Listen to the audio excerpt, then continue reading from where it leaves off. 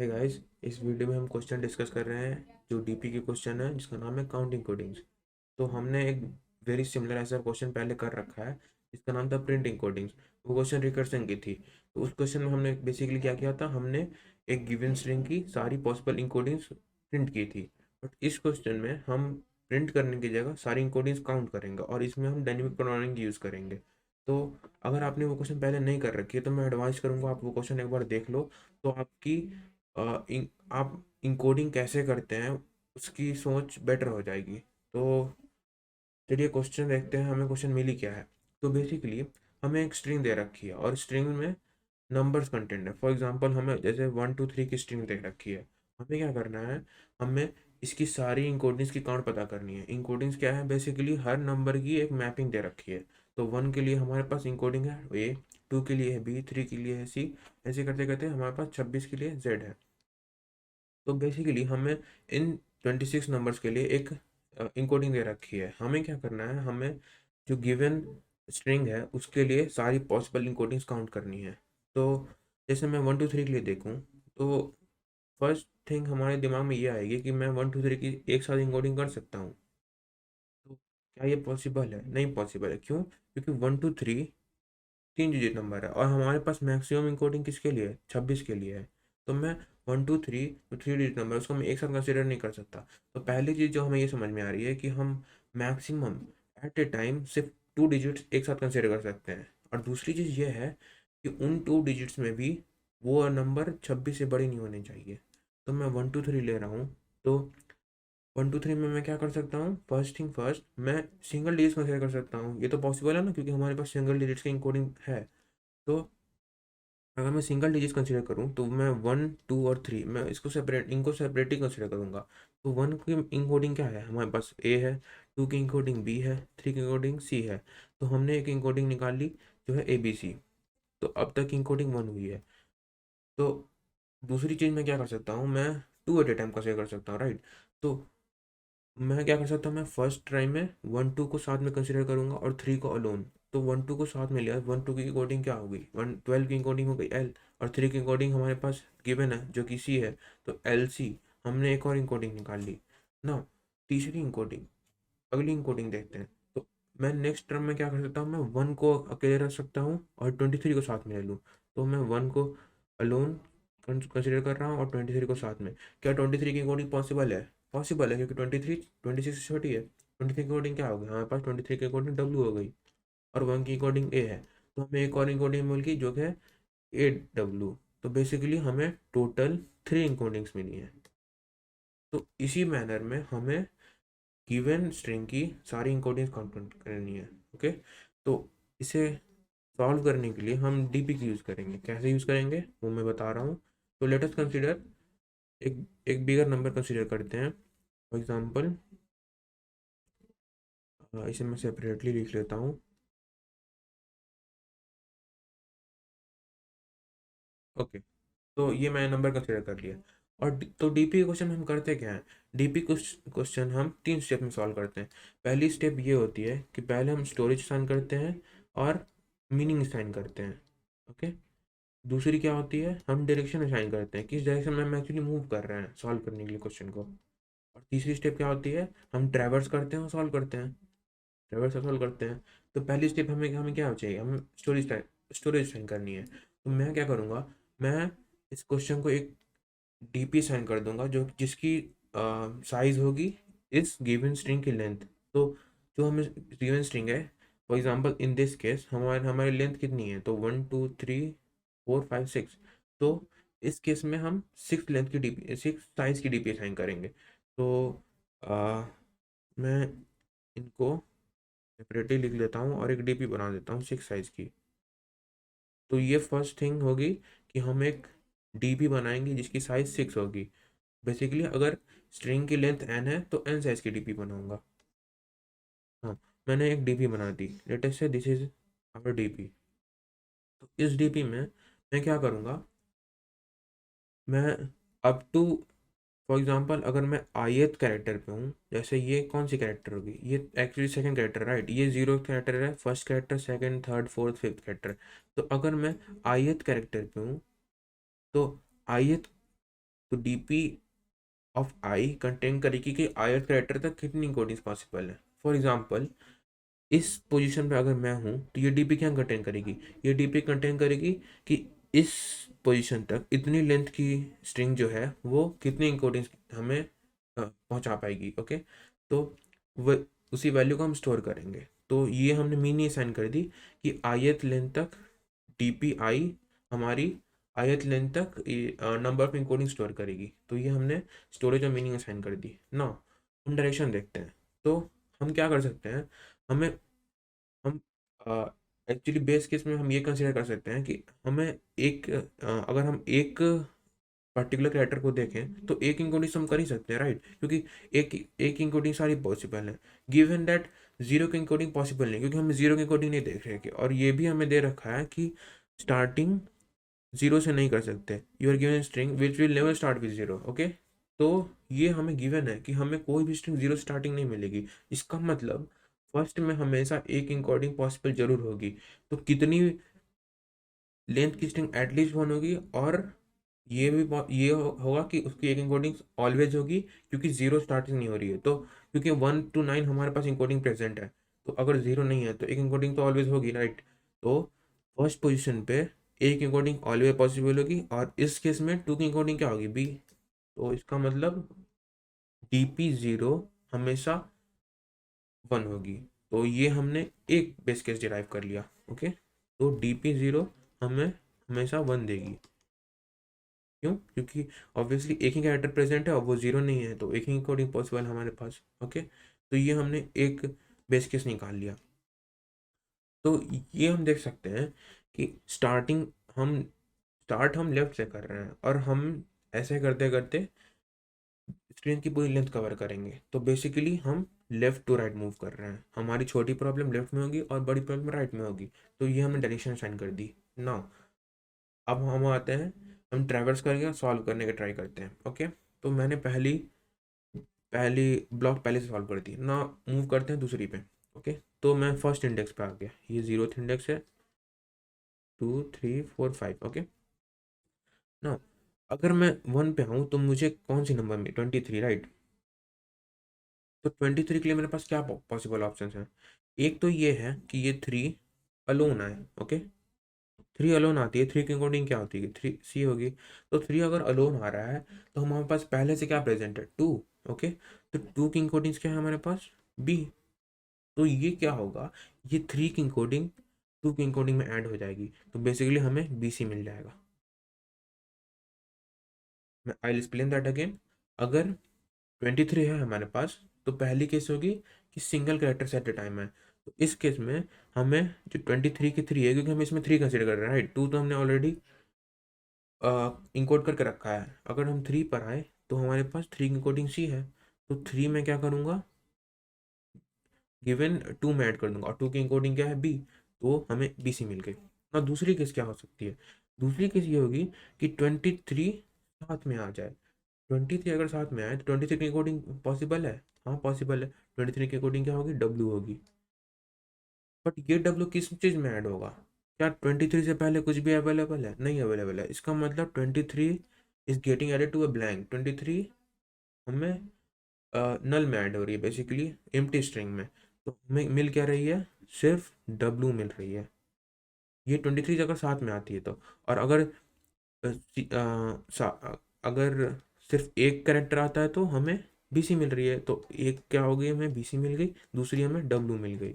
इसका मतलब हमारे पास टोटल 2 इनकोडिंग्स आ गए हैं।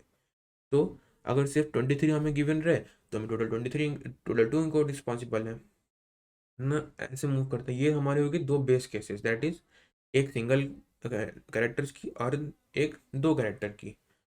ना अब असली कहानी स्टार्ट होती है। अब हम देखेंगे हमारे स्पेशल केसेस कि हम एक्चुअली अपने कोड में कंडीशंस कैसे लगाएंगे।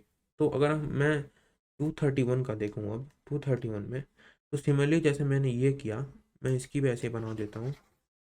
231 का देख रहा हूँ मैं। 231 में हम 1 को कंसिडर कर रहे हैं, राइट। 23 को हमने ऑलरेडी इंकोड कर रखा है। 231 में आऊँ मैं तो मेरे पास क्या ऑप्शन है, एक तो ये है कि 1 अकेला आएगा, ये तो ऑलवेज पॉसिबल है, राइट। 1 की कोडिंग हमारे पास है जो कि ए है। तो एक एक पॉसिबिलिटी होगी कि ये ए अब तक की 23 की कोडिंग में एंड हो जाए। 23 के कोडिंग हमारे पास क्या है, बी सी और डब्ल्यू। तो मैं ए को बी सी ए और ए को डब्ल्यू में ऐड कर दूंगा, तो ये हमें दोनों कोडिंग मिल गई। नाउ दूसरी केस क्या पॉसिबल सोच सकते हैं हम, दूसरी की ये दो कैरेक्टर साथ में आएंगे, राइट। ये मैंने ऑलरेडी एक्सप्लेन कर दिया कि मैक्स हमें एक साथ दो ही कैरेक्टर्स ले सकता हूँ, क्योंकि हमें मैक्सिमम 26 की कोडिंग पॉसिबल है। तो एट मैक्स मैं एक साथ दो ही कैरेक्टर कंसिडर करूंगा, तीन की बात हम नहीं करेंगे, तीन या तीन प्लस की, ओके। तो मैं नेक्स्ट क्या करूँगा, मैं 31 को साथ में देखूंगा। 31 को मैं साथ में लूँ तो क्या इसकी कोडिंग पॉसिबल है, नहीं है, क्योंकि 31 26 से बड़ा है। तो ये केस हमने एक डिराइव कर लिया कि हम अगर टू कैरेक्टर साथ में ले रहे हैं तो ये हमें ऑलवेज चेक करनी है कि वो 26 से छोटा है या नहीं, ओके। तो ये 31 26 से छोटा है, नहीं है, तो मैं इस केस को कैंसिल कर दूंगा, इसमें कोई इंकोडिंग नहीं बनेगी। तो बेसिकली हमें सेम नंबर ऑफ इंकोडिंग्स मिल गई यहाँ तक। मूव करते हैं नेक्स्ट नंबर तक। तो 2311 तक आया मैं। तो 2311 में क्या पॉसिबल है, मैं 2 3 1 और 1 को अलोन लूँ, या 2 3 और 1 1 को साथ में लूँ, ओके। तो ऐसा लेता हूँ, तो 2 3 1 में ये क्या करेगा, इस केस में एक्चुअली 2 3 1 में ये 1 की कोडिंग सेट कर देगा। 2 3 1 की कोडिंग हमें गिवन है, बी सी ए डब्ल्यू है। तो ये क्या हो गया, 1 की कोडिंग क्या है, ए। तो मैं जस्ट ए की कोडिंग 2 3 1 की कोडिंग में ऐड कर दूंगा, तो वो क्या हो जाएगी, बी सी ए प्लस ए और डब्ल्यू ए प्लस ए। तो ये इनकोडिंग हमने बना ली। नाउ दूसरी केस भी तो पॉसिबल है, जहाँ पे 11 की कोडिंग पॉसिबल है, हाँ क्यों पॉसिबल है, क्योंकि 11 26 से छोटी है। तो मैं क्या करूँगा, 11 की कोडिंग 23 की कोडिंग में डाल दूंगा। 23 की कोडिंग हमें क्या मिलेगी है, 23 की कोडिंग एक्चुअली बी सी और डब्ल्यू है। ये क्या हो जाएगी, मैं 23 की कोडिंग में 11 की कोडिंग ऐड कर दूंगा। 11 की कोडिंग क्या होती है, के होती है। तो मैं क्या करूँगा, मैं के को 23 की कोडिंग में ऐड कर दूंगा, ना कि 2 3 1 के, ओके। तो ये बात आपको याद रखनी है। अगर मैं टू कंसिडर कर रहा हूँ तो मैं एक नहीं, एक्चुअली मैं दो स्टेप्स में पीछे जाकर उसमें ऐड कर रहा हूँ। तो मैं एक कंसिडर एक अगर मैं एक पीछे कंसिडर कर रहा हूँ तो मैं एक स्टेप पीछे मुड़ के एक स्टेप पीछे जाकर उस डीपी में ऐड कर रहा हूँ। मगर अगर मैं टू कैरेक्टर साथ में कंसिडर कर रहा हूँ तो मैं दो स्टेप पीछे जाऊँगा। तो बेसिकली मैं I-2 में जाकर अपनी इनकोडिंग ऐड करूँगा। तो मैं बी सी पर पहुँचा, बी सी में क्या ऐड करूँगा, बी सी के, और दूसरी मैं डब्ल्यू में ऐड कर दूंगा, तो डब्ल्यू के। तो ये हमें टोटल 4 इनकोडिंग्स मिल गई, ओके। आई होप आप मैं क्लियर कर पाई ये पॉइंट। तो मूव करते हैं नेक्स्ट पॉइंट तक। नाउ एक और स्पेशल केस हमें मिल गया, हमने जीरो इनकाउंटर कर दी। नाउ ये मैंने पहले भी एक्सप्लेन किया, क्या जीरो की कोडिंग्स पॉसिबल है, हमें स्टार्टिंग की कोडिंग्स 1 सी हुई है, तो का मतलब जीरो की कोडिंग्स पॉसिबल ही नहीं है। और ये हमें दे रखा है कि जीरो से अगर कोई स्ट्रिंग स्टार्ट हुई तो वो इनवैलिड इनपुट है। तो बेसिकली जीरो की कोई इनकोडिंग पॉसिबल नहीं है। तो we can not take zero at as a single character. तो जीरो को हम सिंगल कैरेक्टर नहीं लेंगे, तो जीरो की सिंगल की केस बनती ही नहीं है। तो इस केस में जीरो की 1 की जंप पॉसिबल नहीं है, तो I-1 हम नहीं ले सकते, ओके।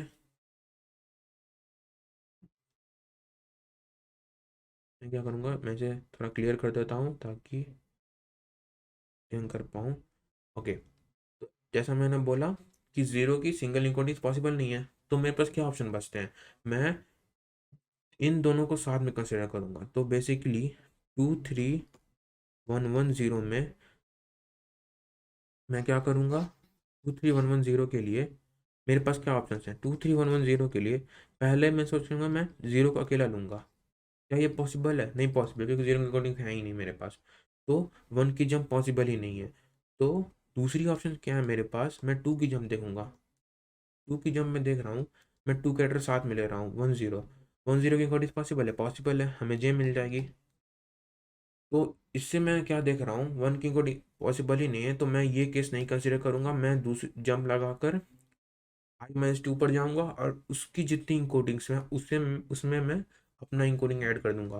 तो 10 की कोडिंग्स है जे, तो मैं जे को 2 3 1 की codings which were B C and W A, तो मैं बी सी ए में जे ऐड करूंगा और डब्ल्यू ए में जे ऐड करूंगा, तो डब्ल्यू ए जे, ओके। तो हमें कितनी इंकोडिंग्स मिल गई, हमें 2 इंकोडिंग्स मिली, ओके। तो ये केस आपको हमेशा ध्यान रखना होगा जब हम जीरो इनकाउंटर करेंगे, ओके। नाउ लास्ट टर्म पे आते हैं। इसमें एक और केस हमें नजर आ रही है, वो क्या है, इसमें प्रोसीडिंग की जगह प्रीसीडिंग 0 है, इसका मतलब हमें पहले 0 मिल रही है। तो 231101 है। तो पहली केस क्या होगी, मैं 23110 लूँ और एक 1 लूँ। तो 23110 की इंकोडिंग हमें पता है, और 1 की इंकोडिंग भी पॉसिबल है जो कि ये है। तो एक तो होगी कि मैं ए को 23110 की इंकोडिंग में ऐड कर दूँ, वो क्या हो जाएगी, 23110 की कोडिंग है हमारे पास BCAJ और WAJ। तो मैं क्या करूँगा, 1 की इंकोडिंग बेसिकली ए है, तो मैं 23110 की इंकोडिंग्स में ए ऐड कर दूंगा, तो BCAJ ए और WAJ ए, हमें दो इंकोडिंग्स मिल गई। नाउ मैं दूसरी केस कंसिडर करूंगा। दूसरी केस क्या हो जाएगी, मैं 2 एट ए टाइम लूंगा, तो 0 1 की ले रहा हूँ 0 1। तो क्या 0 1 की इंकोडिंग्स पॉसिबल है? ये क्या होगा, इसमें हमारे पास प्रीसीडिंग 0 है। तो जैसे हमने डिस्कस किया, अगर प्रीसीडिंग 0 आती है तो वो नंबर इनवैलिड हो जाएगी। तो इस केस में हम 2 की जंप नहीं ले सकते, इस केस में सिर्फ 1 की जंप पॉसिबल है। तो इस केस में 2 की जंप पॉसिबल नहीं है, सिर्फ 1 की जंप पॉसिबल है। तो बस हम यही ऐड, सिर्फ इस केस को ऐड कर सकते हैं और हमें 2 इंकोडिंग्स मिलेंगी। और जो लास्ट में हमें आंसर मिलती है वही हमारी फाइनल आंसर है। तो बेसिकली हमें इस होल स्ट्रिंग की सिर्फ 2 इंकोडिंग्स मिलेंगी और वो ये दोनों हैं। तो आई होप आपको ये प्रोसेस समझ में आया। अब मैं इसकी कोड लिखूंगा और धीरे धीरे मैं इसके साथ एक्सप्लेन करते रहूंगा कि मैं कर क्या रहा हूँ। बट उससे पहले हमने बेसिकली 4 कंडीशंस अप्लाई की। पहला क्या था, पहला मैं ये देखूंगा कि पहला कि जो करंट करेक्टर है वो भी 0 है और करंट के पहले वाला करेक्टर भी 0 है, क्योंकि हम दो करेक्टर भी साथ कंसिडर कर सकते हैं, तो हमें दोनों चेक करनी है। तो पहला कि करंट करेक्टर भी 0 है और प्रीवियस करेक्टर भी 0 है। दूसरा ये कि करंट करेक्टर वन नॉट 0 है, basically any number other than 0। तो बट दूसरा कैरेक्टर 0 है। तीसरा क्या हो गया, प्रीवियस कैरेक्टर 0 नहीं है मगर करंट कैरेक्टर 0 है। और चौथा ऑब्वियसली कि दोनों कैरेक्टर 0 नहीं है। तो इस केस में हमें कितनी कोडीज मिलेंगी, हम ना ही 1 की जंप ले सकते हैं ना ही 2 की जंप ले सकते हैं, क्योंकि 0 0 की कोडी से पॉसिबल नहीं है और 0 की कोडी से पॉसिबल नहीं है। तो बेसिकली इस केस में हमें 0 आंसर्स मिलेंगे। ओके, तो इस केस में हमें 0 कोडिंग्स मिलेंगी ना। और इस केस में हम देखें तो क्या इस केस में ये होगी कि मैं एक की जंप पॉसिबल है, क्योंकि मैं एक की इंकोडिंग तो कर ही सकता हूँ, क्योंकि ये 1 1 to 9 नंबर होगी, तो मैं इसकी इंकोडिंग कर लूँगा। तो इसमें बेसिकली हम 1 की जंप लेंगे ना। ये केस में अगर मैं देखता हूँ तो क्या एक की जंप पॉसिबल है, एक की जंप में मुझे 0 की इंकोडिंग ऐड करनी पड़ेगी। क्या 0 की इंकोडिंग पॉसिबल है? नहीं है। तो मैं इसमें एक की जंप नहीं ले सकता, लेकिन मैं 2 की जंप ले सकता हूँ, राइट। तो मैं 2 की जंप लूँगा। बट मुझे ये ध्यान में रखना पड़ेगा कि ये जो नंबर फॉर्म हो रही है ये या तो 1 0 होनी चाहिए या 2 0 होना चाहिए, क्योंकि ये तो 0 है। और ये नंबर अगर मैं 1 to 9 लेता हूँ तो सिर्फ 10 और 20 के लिए पॉसिबल है, क्योंकि 30 हो गई तो 26 से बड़ी हो गई। तो मुझे ये चेक करना पड़ेगा इस केस में कि ये जो नंबर है वो या तो 1 हो या तो 2 हो। ओके, अगर ये पॉसिबल है तभी इसकी इंकोडिंग बनेगी और वो इंकोडिंग होगी 2 की जम की। ओके, और जो लास्ट केस है उसमें हमें 1 की जंप भी पॉसिबल है और 2 की जंप भी पॉसिबल है। और अगेन इस केस में हमें चेक करना पड़ेगा कि ये number less than equal to 26 है या नहीं।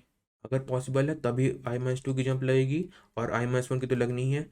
अगर नहीं, अगर ये ग्रेटर देन 26 है तो हमें सिर्फ I-1 की जंप मिलेगी। ओके, तो हम सिर्फ 1 की कोडिंग कर पाएंगे, क्योंकि ये तो 0 है नहीं ना। तो 1 to 9 नंबर मिलेगी, तो उसकी इंकोडिंग ऑलवेज पॉसिबल है। तो आई होप एक्सप्लेनेशन क्लियर था। तो चलिए इसका कोड लिखते हैं। और मैं सबसे पहले क्या करूँगा, मैं स्ट्रिंग यूज़ कर रहा हूँ तो मैं स्ट्रिंग इंक्लूड कर लूँगा। ओके, और मैं डीपी बना रहा हूँ तो मैं वेक्टर भी इंक्लूड करूँगा। ओके, तो फर्स्ट थिंग मैं क्या करूँगा, मैं एक स्ट्रिंग इनपुट दूंगा।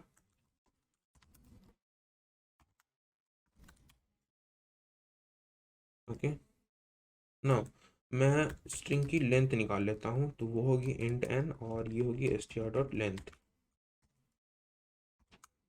ओके, तो नेक्स्ट थिंग मैं क्या करूँगा, जैसे मैं सबसे पहले बोला था, फर्स्ट स्टेप होती है कि हम स्टोरेज साइन करते हैं और उसकी मीनिंग साइन करते हैं। तो सबसे पहले मैं स्टोरेज साइन करूँगा, तो ये मैंने स्टोरेज दे दी, और स्टोरेज के लिए मैं वेक्टर बनाऊंगा जिसकी लेंथ होगी n।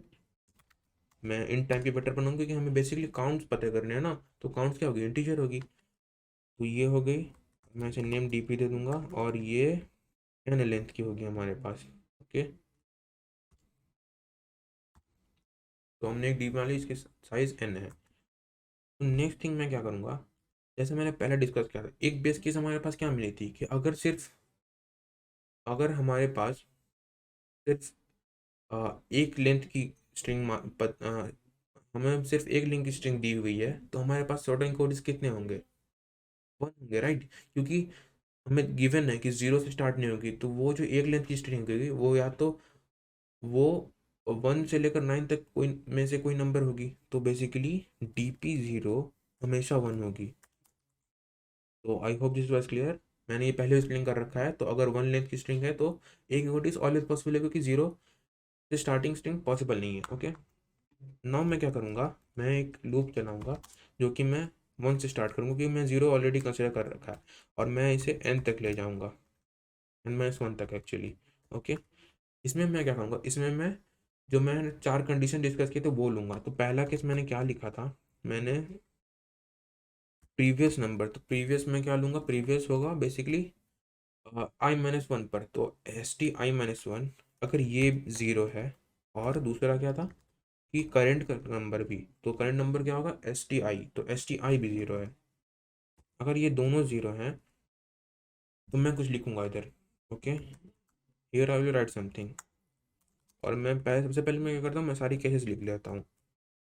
ओके, तो ये एक केस हो गई, ये तीसरी हो गई, और एक मैं एल्स में चौथी केस लिखूंगा। तो दूसरी केस देखते हैं। तो इसको क्लियरली विजुअलाइज करने के लिए मैं इधर लिख देता हूँ। ओके, ओके, तो मैं यहाँ आ जाता हूँ। ओके, नाउ दूसरी केस क्या थी कि अगर दूसरी केस हमने क्या लिखी थी कि प्रीवियस ज़ीरो है मगर करंट ज़ीरो नहीं है। तो वो केस मैं लिख लेता हूँ इधर, प्रीवियस ज़ीरो है का मतलब i-1 is equal to zero. ये बात आपको हमेशा ध्यान रखनी पड़ेगी कि आप यहाँ पर नंबर ना लिख दें। ओके, क्योंकि हमें स्ट्रिंग गिवन है और हम स्ट्रिंग के कैरेक्टर निकाल रहे हैं, तो आप हमेशा यहाँ पर ज़ीरो एज अ कैरेक्टर से कंपेयर करना। तो यहाँ पर प्रीवियस कैरेक्टर ज़ीरो है मगर करंट कैरेक्टर ज़ीरो नहीं है, ये हमारी दूसरी केस है। ओके, और तीसरी क्या हो गई, मैं इसे कॉपी कर लेता हूँ, और जस्ट मैं रिवर्स कर दूंगा, दैट इज प्रीवियस ज़ीरो नहीं है मगर करंट ज़ीरो है। और लास्ट केस होगी जहाँ दोनों ज़ीरो नहीं है। तो जैसा हमने डिस्कस किया कि अगर दोनों ज़ीरो हैं तो हमें ज़ीरो कोडिस मिलेंगे, क्योंकि ज़ीरो कोई पॉसिबल नहीं है और ज़ीरो ज़ीरो कोई पॉसिबल नहीं है। ओके, तो बेसिकली इस केस में हमारी DPI ज़ीरो हो जाएगी। ओके, नाउ पहला ज़ीरो नहीं है, पहला ज़ीरो है और दूसरा ज़ीरो नहीं है, इसका मतलब क्या हो गया, हम एक की जम तो ले ही सकते हैं, राइट। हम i-1 को कंसिडर कर सकते हैं। जैसा हम एक केस ले लें 2301। ओके, 2301 को देखता हूँ, 2301 ली मैंने। ओके, तो जल्दी से इंकोडिंग लिख लेते हैं। तो टू की इंकोडिंग पॉसिबल है बी, तो एक हमें मिल गई इधर। 23 की इंकोडिंग से पॉसिबल है और थ्री सिंगल भी ऐड हो सकता है, तो बेसिकली हमें एक BC मिली और दूसरी 23 यानी W मिल गई, तो दो मिले हमें। जीरो की सिंगल इंकोडिंग पॉसिबल नहीं है, मगर जीरो 33 के साथ आ सकता है, मगर 26 से बड़ी है।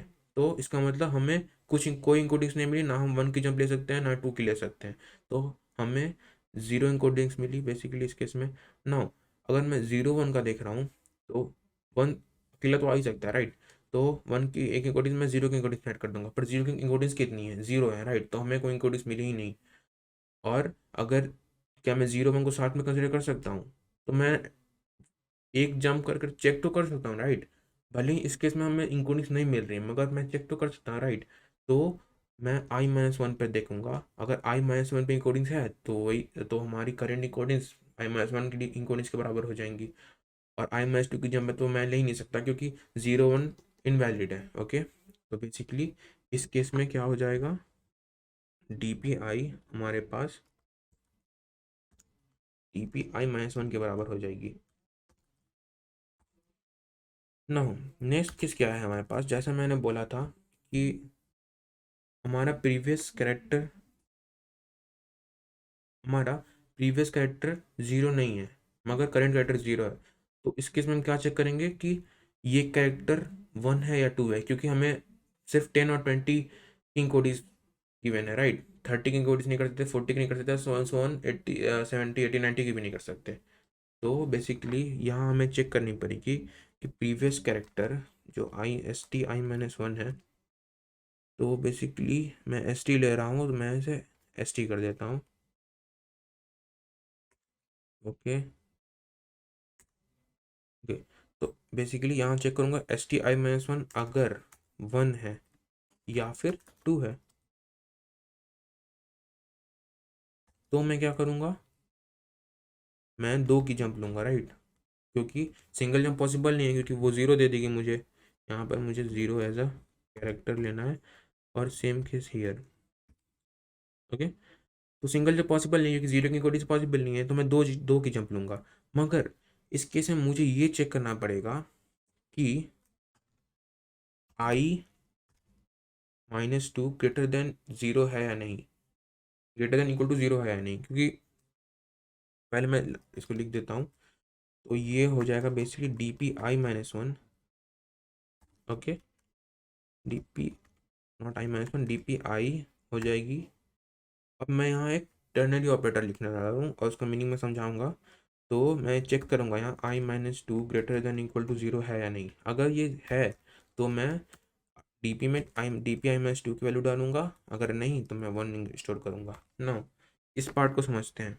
ऐसा मैंने क्यों किया, क्योंकि अगर मैं DPI-2 लूँ, तो अगर i-2 0 से छोटी हो जाएगी, जैसे i-2 -1 होगी, तो आई हम स्टार्ट कब से कर रहे हैं, 1 से कर रहे हैं, राइट। तो सिर्फ एक ही केस में i-2 ग्रेटर देन 0 नहीं होगी, ग्रेटर देन इक्वल टू 0 नहीं होगी। वो कब, जब i = 1 है, क्योंकि i = 2 हो गई तो i-2 0 हो जाएगी, जो कि सक्सेसफुल है, हम वो चलेगा। तो DPI-2 हम कर सकते हैं। मगर DP for i = 1, DPI-2 DP-1 हो जाएगी, जो कि पॉसिबल नहीं है। तो उस केस में मैं क्या करूँगा, अगर i-2 greater than equal to 0 नहीं है, तो वो i = 1 के लिए, राइट। तो i = 1 के लिए इसका मतलब क्या हो गया, हमारे पास सिर्फ मैं बस पहले दो कैरेक्टर्स कंसिडर कर रहा हूँ। मैं i = 1 यानी इस पोजीशन पे हूँ, राइट। तो इस पोजीशन पे हमारे पास एक इंकोडिंग तो गिवन है, राइट। हम भले ही अ, हम भले ही i-2 दो पे जंप नहीं कर पा रहे हैं, मगर एक तो गिवन है, राइट। तो मैं क्या करूँगा, मैं इसमें एक को यहाँ पे लिख दूंगा, ओके। एक तो हमारे पास एटलीस्ट पॉसिबल है। तो मैं यहाँ पे अगर i-2 नहीं है तो मैं एक लिख दूंगा। क्योंकि क्यों मैं एक लिख रहा हूँ, क्योंकि अगर मैं दो की जंप नहीं ले रहा हूँ, मैं एक की जंप तो ले सकता हूँ। और एक की जंप लेने पे मुझे क्या मिलेगा, सिंगल कैरेक्टर। और सिंगल कैरेक्टर कितने इंकोडिस होंगी, 1 होंगी। दैट इज वाई मैंने यहाँ 1 लिखा है। I hope this was clear.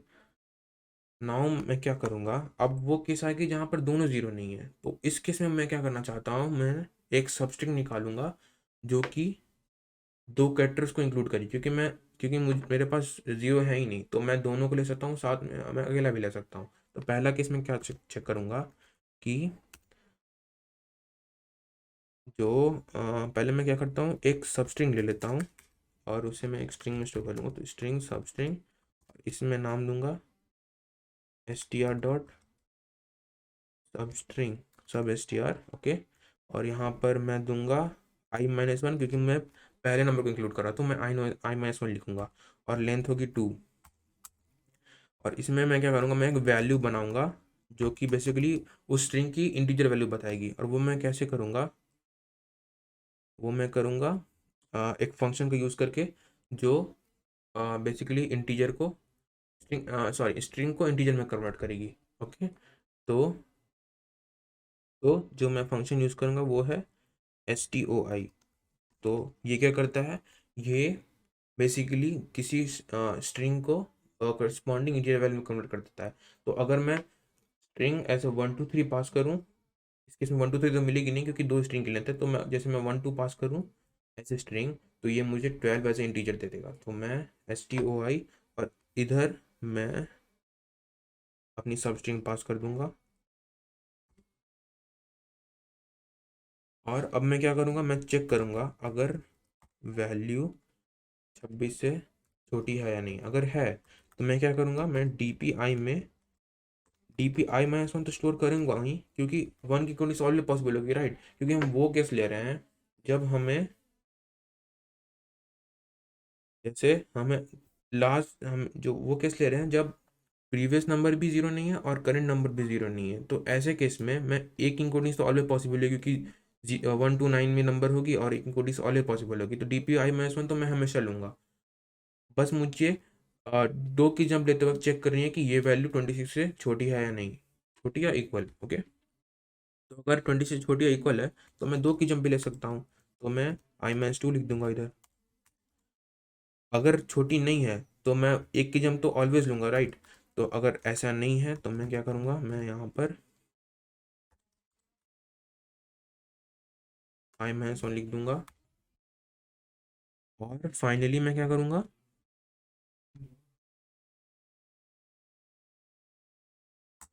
मैंने सारी वैल्यूज कैलकुलेट कर ली। जब मैंने सारी जब मैं मैंने पूरा लूप इटरेट कर ली, उसके बाद मैं क्या करूँगा, मैं बेसिकली DPI-1 की प्रिंट कर दूंगा, क्योंकि बेसिकली N-1 हमें क्या देगा, टोटल स्ट्रिंग्स की इंकोडिंग्स। ओके, मतलब पूरी स्ट्रिंग की टोटल इंकोडिंग्स देगा। तो मैं यहाँ क्या करूँगा, DP(N-1) प्रिंट कर दूंगा। अब इसे कंपाइलर में चला कर देखता हूँ कि हमने कोड सही लिखे या नहीं। मे भी कुछ कंपाइलर मिस्टेक हो। ओके, ओके, तो मैंने यहाँ STR लिख दिया है, तो मैं ऐसे ST कर दूंगा। और मुझे एक चीज़ और करनी होगी, मुझे जैसे मैंने यहाँ पर लिखा वहाँ यहाँ पर भी मुझे चेक करना पड़ेगा। तो मैं ऐसे कर दूंगा कि I-2 greater than equal to zero है या नहीं। तो I-2 is greater than equal to zero. अगर है तो मैं DPI-2 लूँगा, वरना मैं वन लूँगा। अब रन करके देखता हूँ चल रहा है या नहीं। ओके, तो ये चल रहा है। मैं सबमिट करके देखता हूँ इसे। ओके, तो हमने ये कोड पूरा लिख लिया है। तो आई होप आपको लॉजिक समझ में आई। तो अगर आपने कुछ नया सीखा, आपने कुछ वीडियो एंजॉय की, तो आप don't forget to like and subscribe, and I will see you guys in the next video. Thank you.